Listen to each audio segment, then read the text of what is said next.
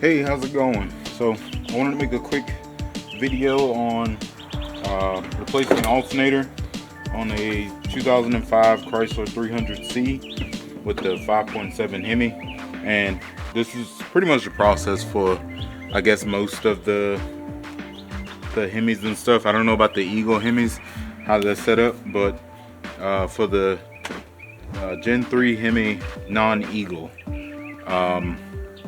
like I said, this is 2005. I know the 6 and the 7, I think they share the same alternator, but you know, it could be for other ones. But anyways, I got a this is a remanufactured Valuecraft.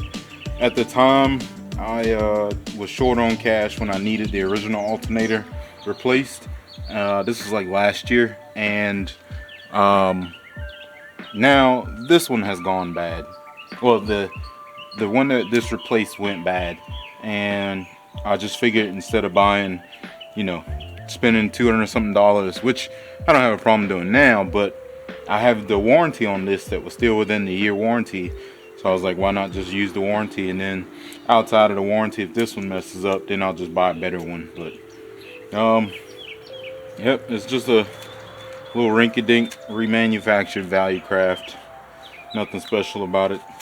I couldn't video the process of taking it off because at the time I did not plan to really take it off. So it's gonna be the same process putting it on as taking it off, just in reverse. So yeah, I guess I'll get to getting it.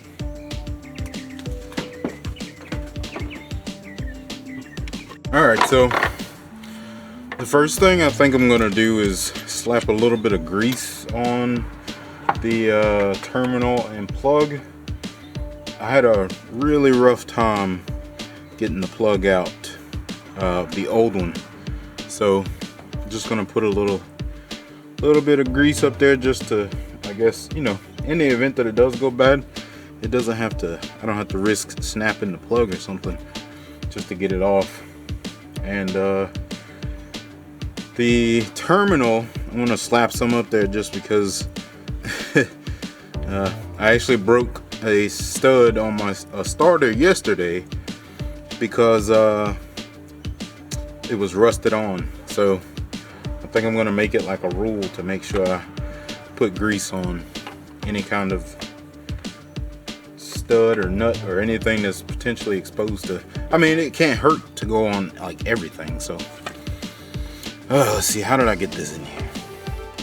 So the tools you're gonna need, by the way, tools you're gonna need is a 13 or ½ inch on this, the power wire that hooks up to there.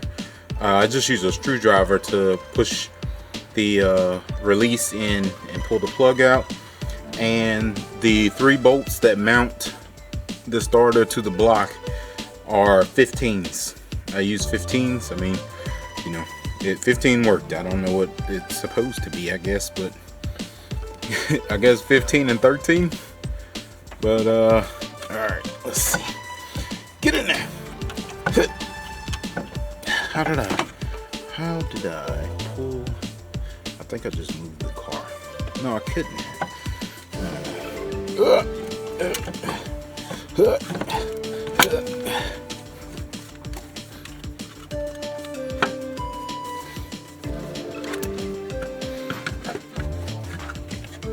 Alright, got our buddy in there. Now going to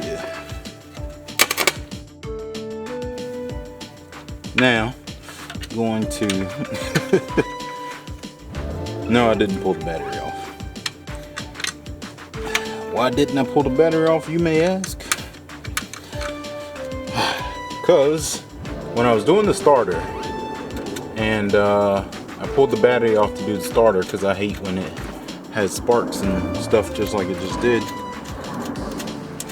something happened with the car. Like, it just doesn't run. Something weird happened. I had to relearn the throttle body, and I just don't want to go through that again. So I'm gonna do it with the battery plugged up. Alright, let's see if this will reach, and it won't reach.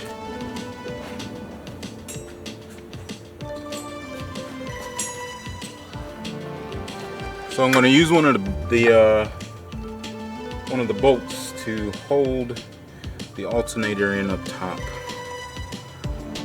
I just like to make sure things are good and crisp. Let's see.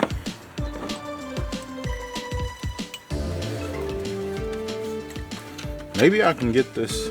I've never been able to get this thing on.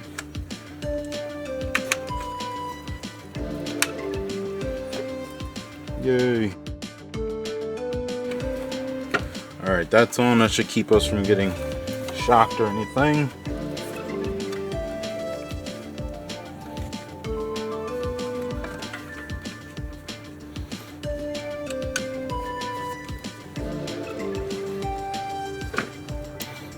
Alright, I think that just, yep, that snapped on.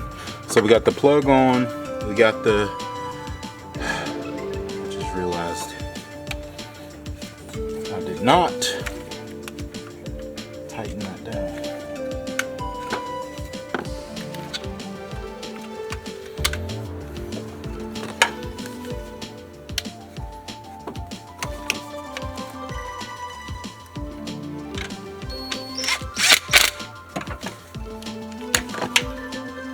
Now, we can put this little doohickey on. Hey-ya.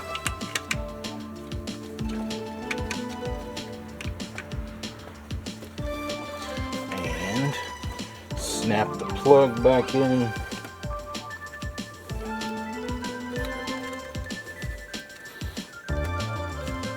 Come on, baby. Alright, that's snapped on. Woo! Alright. Now, I toss this bolt in.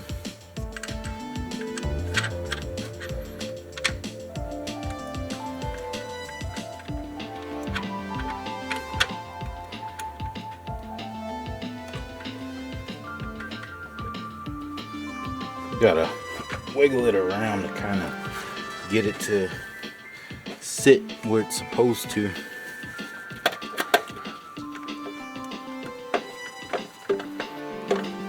Like as I wiggle it, I can get some turns off of it. Alright. I mean, that seems pretty good. Ugh.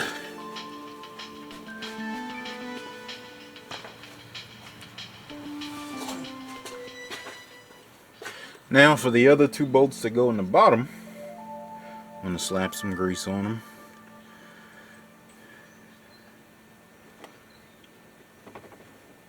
Just a little bit, not a lot of it.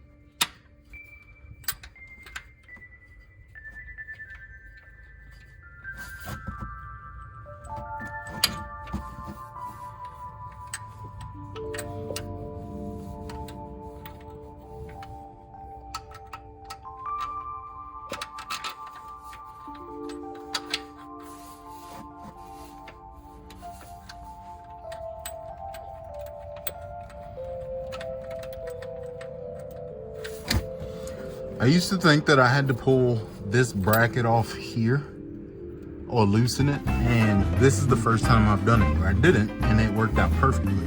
It actually holds.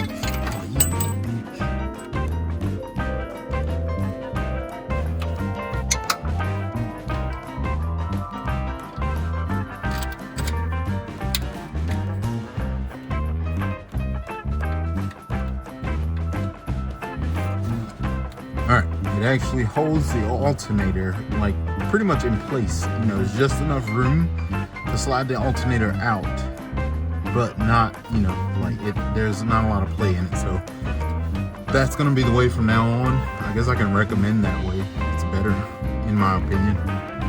All right.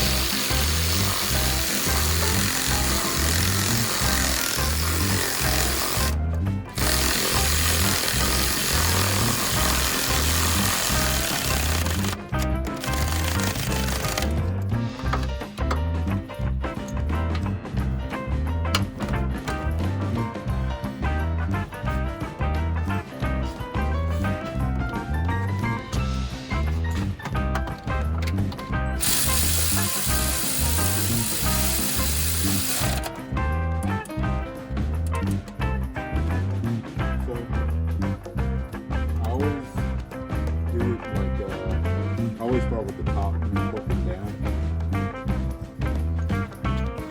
and then I go to the bottom. God, this hose is in the actual way.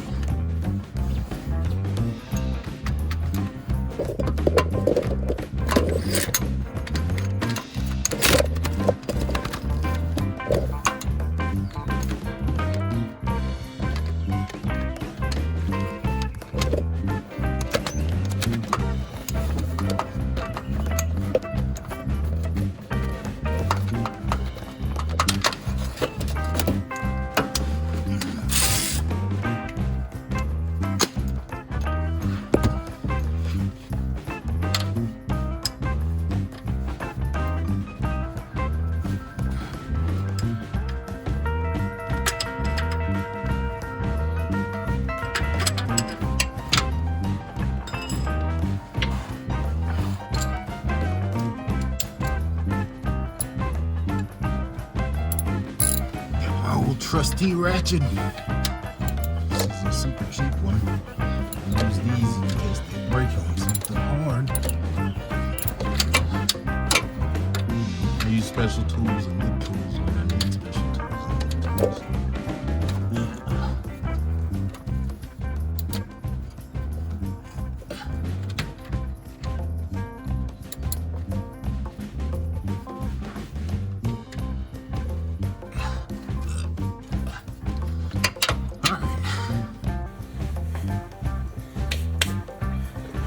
Like I said, all three of these bolts are 15s.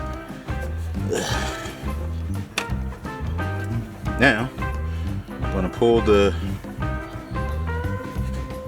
pulley on. All right, so I positioned the belt to where it's holding where the alternator originally had it. So, I mean, I'm sure I don't have to tell you how to do the belt, but nevertheless, got my breaker bar with the adapter. You need a 3/8 adapter. My breaker bar is a 1/2 inch. And I'm gonna push to the driver's side, like so. Then grab this here belt, slide it over.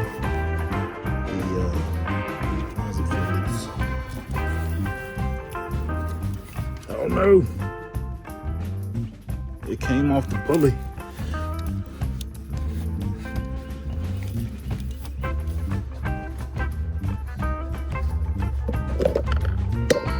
All right, the belt came off the bottom of the tensioner pulley. So, all right, so got that situated, and our belt is tight. So I guess now I'm gonna get in and fire it up. Before it was reading, last I checked, it was down to like 10 something volts while it was running. So So I guess that's my baseline.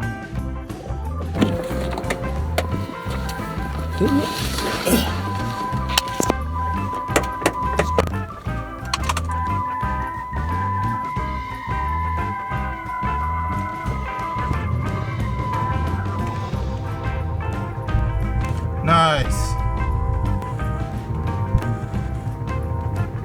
I haven't seen voltage over 14 since the original alternator died. Perfect.